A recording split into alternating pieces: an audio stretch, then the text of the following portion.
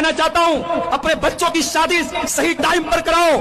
یہ صحابہ کا دور نہیں ہے, یہ نبی کا دور نہیں ہے, یہ فتنوں کا دور ہے, یہ گندگی کا دور ہے, یہ زناکاری کا دور ہے. اپنے بچوں اور بچیوں کو اگر گندگی سے بچانا ہے ان کی صحیح ٹائم پر شادی کرو اور شادی کو آسان کرو. یہ جہیز کی رسم, یہ ہلدی کی رسم, یہ منگنی کی رسم, یہ بارات کی رسم, یہ لمبے چوڑے خرچ کی رسم, ایک دن کی خوشی کے لیے لاکھوں خرچ کرنے کی رسم, یا لڑکی کا باپ اپنی لڑکی کی شادی کرنے کے لیے زمین جائیداد بیچ دیتا ہے, بینک سے لون لے کر کے شادی کرتا ہے اور اپنے آپ کو ہم اہل حدیث بھی بولتے ہیں اور قرآن و حدیث پر چلنے کا دعویٰ بھی کرتے ہیں. میرے بھائیوں, اگر ہم یہ دعویٰ کرنے کے باوجود اگر ہماری شادیوں میں جہیز کا لین دین ہو رہا ہے, ہماری شادیوں میں یہ رسم و رواج بنائے جا رہے ہیں, تو معاف کیجیے گا, ہم اہل حدیث نہیں ہیں. اہل حدیث کے نام پر ہم کلنک ہیں. اہل حدیث صرف سینے پر ہاتھ باندھنے کا نام نہیں ہے, صرف آمین زور سے بولنے کا نام نہیں ہے, صرف 8 رکعت تراویح پڑھنے کا نام نہیں ہے. اہل حدیث تو اس انسان کو کہتے ہیں جو اپنی عبادات میں, اپنے معاملات میں, اپنے تمام معاملات میں وہ کتاب و سنت کی پیروی کرے. میرے بھائیوں, اپنے نکاح کو آسان کرو, رسم و رواج کی بیڑیوں سے اپنے آپ کو آزاد کرو اور اپنے بچوں کی صحیح ٹائم پر شادی کرو.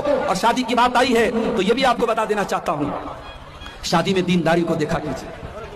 میری ماں, جب آپ بہو تلاش کرنے جاؤ تو آپ حور پری جیسی بہو لانے کے بجائے دیندار لڑکی کو بہو بنا کے لاؤ. اور جب آپ اپنی بیٹی کے لیے داماد دیکھنے جاؤ تو شاندار حویلی دیکھنے کے بجائے اور بہترین سروس اور نوکری اور بہترین پیسہ دیکھنے کے بجائے دینداری کو دیکھو. انشاءاللہ وہ دیندار لڑکا آپ کی لڑکی کو